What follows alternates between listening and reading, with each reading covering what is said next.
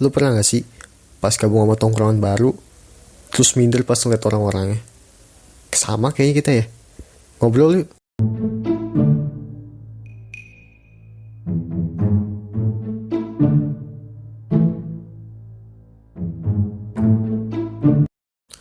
Oke, balik lagi di Nyatanya Jadi Anak Rumahan.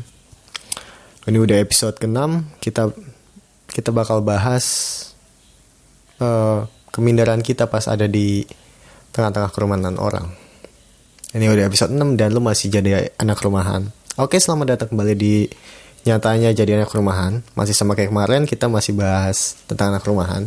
Oke, yang baru datang, yang seperti lu lihat judulnya, kita bakal bahas kehidupan tentang anak rumahan yang nyatanya. Oke, pasti pernah kan lu waktu gabung sama orang-orang yang baru gitu, sama tongkrongan baru, terus ngeliat gayanya, cara dia sosialisasi, kok kayaknya gue gak bakal kelihatan keren gitu, malah kelihatan culun. Terutama kita yang anak rumahan gitu kan. Otomatis karena kita no life, pasti kita bakalan ansos banget. Pastinya lu gak bakal mau kan kelihatan culun gitu di depan orang-orang baru. Tapi sadar juga kalau lu gak bisa nyamain gayanya, karena alasannya lu gak pernah keluar gitu kan. Jadi ya oke, kayak gitu jadinya. Apalagi kalau udah ngomongin relasi tuh kayak oke, lu kenal sama dia nggak gitu? Gue dia temen tongkrongan gue lo. Oh iya, kenal kemarin gue sering bareng kesini kok pas SD. Gue sekelas sama dia, gue sering main sama dia gini. Nah, pas di tengah-tengah obrolan itu, lu kebetulan nggak kenal sama orang-orang yang diomongin itu tuh. Jadi lu di tengah-tengah kayak, gue ini siapa sebenarnya gitu. Ya apa ya, berasa kayak duduk di tengah-tengah selebritis yang udah terkenal gitu, dan lu cuma salah satu dari fans ya, dan lu gak terkenal sama sekali gitu, kayak lu gak punya karya apa-apa. Rasanya ya seminder itu gitu loh. Ya rasanya gimana ya, kayak pengen nyobut muka gitu terus buang ganti sama topeng Ultraman. Oke, kita bakal bahas dulu minder itu apaan sih. Minder, ya pasti lu sering denger ya apa itu minder, atau sekarang lebih disebut insecure gitu. Nah, minder sendiri itu adalah ketika kita fokus ke kekurangan yang ada di diri kita, dan di situ ngerasa nggak sebaik orang lain. Jadi kita bakal ngebanding-bandingin orang lain ke kita gitu. Sebenarnya setiap manusia gitu pasti pernah ngerasain yang namanya minder gitu. Jadi ada tingkat mindernya masing-masing.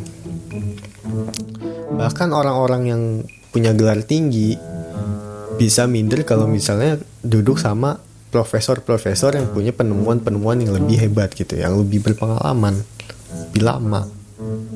I don't know, bisa jadi B.J. Habibie kalau misalnya ketemu sama penemu gravitasi, atau ketemu sama filsuf Yunani yang nyusun rasi bintang gitu. Minder kali ya, insecure ya. Atau Anya Geraldine yang lu tahu secantik apa, seidolin apa, ketika ketemu Marilyn Monroe gitu, bisa ketemu Marilyn Monroe waktu versi mudanya, yang dimana dia terkenal seksi pada zamannya gitu, itu bisa jadi minder gitu loh, kayak ngerasa bukan apa-apa. Basically karena kita sebagai manusia itu nggak pernah ada yang namanya puas gitu, batas puas. Udah dapet ini, udah segitu aja, gue udah gak mau ngapa-ngapain lagi. Enggak, tetap mandang yang lebih tinggi dari dia. Makanya manusia lain bakalan jadi patokan. Nah, ketika kita ngerasa kurang dan ngerasa gak bisa ada di titik kayak dia, nah situ muncul namanya minder.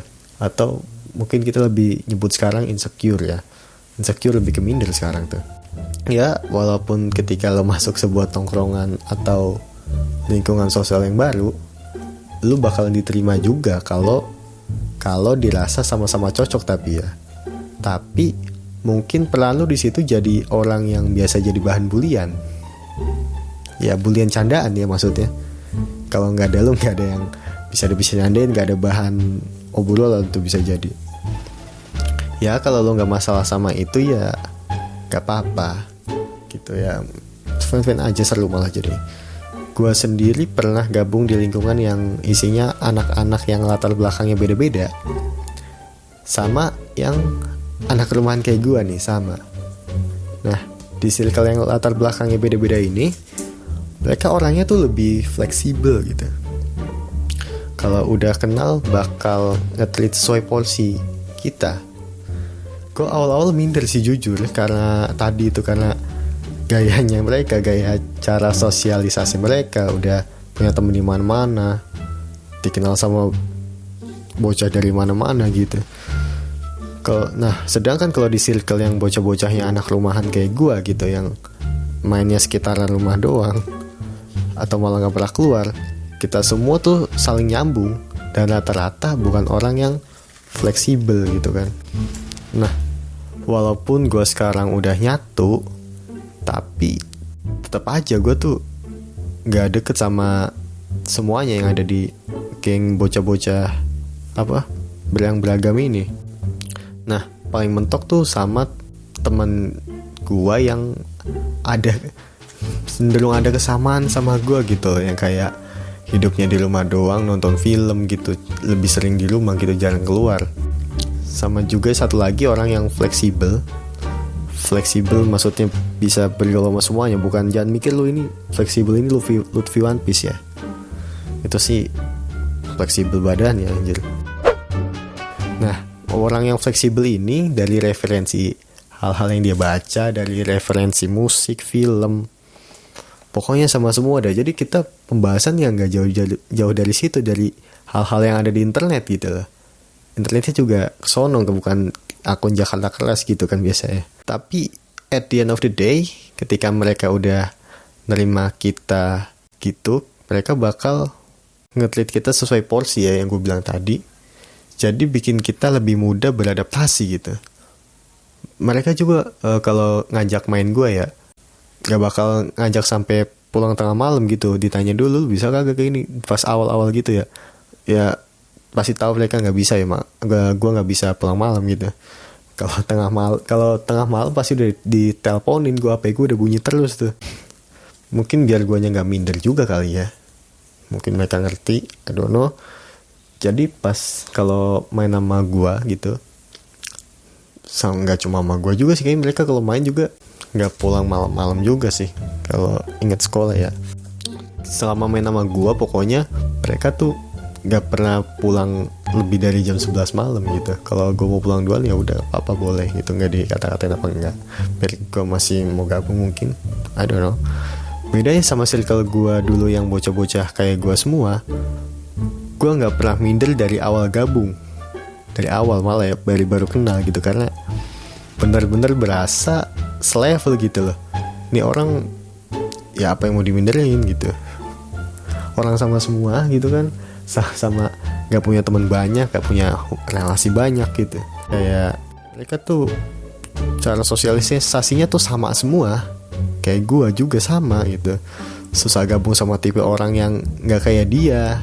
Ya kan, gue juga susah akrab gitu kalau nggak satu frekuensi, kalau belum kenal lama juga. Bahkan ini kan temen SMP ya, kita sekarang udah misah karena gue udah SMA dan gue doang yang beda domisili sekarang. Ada salah satu dari dia yang keluar dari tongkrongan sekolahnya yang paling rame gitu, karena ya nggak serak aja sama pergaulannya.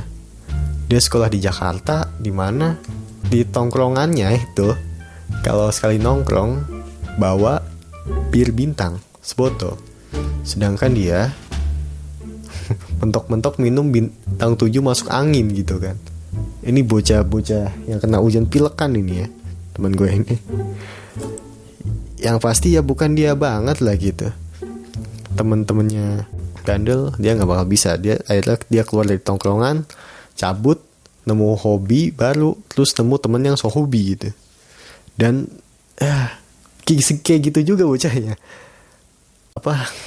anak nolep di rumah terus tapi punya hobi ya, dan kayak gini gitu loh, kagak gaul-gaul amat orangnya. So gimana sih caranya biar gak minder-minder lagi gitu loh kalau gabung sama orang-orang baru, kalau ketemu orang? Jadi gak bisa lebih fleksibel. Sebenarnya kalau minder itu bakal selalu tetap di masing-masing manusia gitu kan, karena basicnya itu manusia gak pernah ngerasa puas. Apalagi lu anak rumahan ya, jangan kan lu ketemu sama yang kaya-kaya gitu, main sama temen yang kaya-kaya, yang kelihatan gaul, relasinya banyak, cara sosialisasinya kayak di bocah nggak bakal kelihatan culun. Nah itu lu udah minder di situ kan, segampang itu mindernya kan, kayak ngerasa nggak selevel. Nah kan ya bakal lu ngerasa lebih rendah gitu kan pasti. Kalau lu ngerasa lebih rendah dari mereka, lu minder. Nah sedangkan kalau lu ngerasa lebih tinggi levelnya, lu pasti sombong. Cara terbaiknya biar lu ngerasa nyaman ya gabung sama orang-orang selevel lu. Biar lu gak malu punya muka gitu ya istilahnya. Soalnya mukanya sama semua. Ya gitulah analoginya. Beruntung banget kalau lu nemunya banyak gitu, kayak loser gang di film It gitu, yang akhirnya bisa ngebeat Pennywise walaupun bangkit lagi, tapi dia juga yang bunuh-bunuh juga kan. Tapi kalau nemunya cuma dikit, cuma satu, ya lu beruntung juga. Ya gak apa-apa gitu loh. Walaupun cuma satu, mendingan punya teman sedikit daripada teman banyak tapi lu direndahin gitu kan. Nah biasanya kalau punya temen yang kayak gini gitu, ya udah cuma satu, terlebih lagi culun, nah itu gengsi lu bakalan diuji sih. Kombang ambing sih itu sih gengsi lu.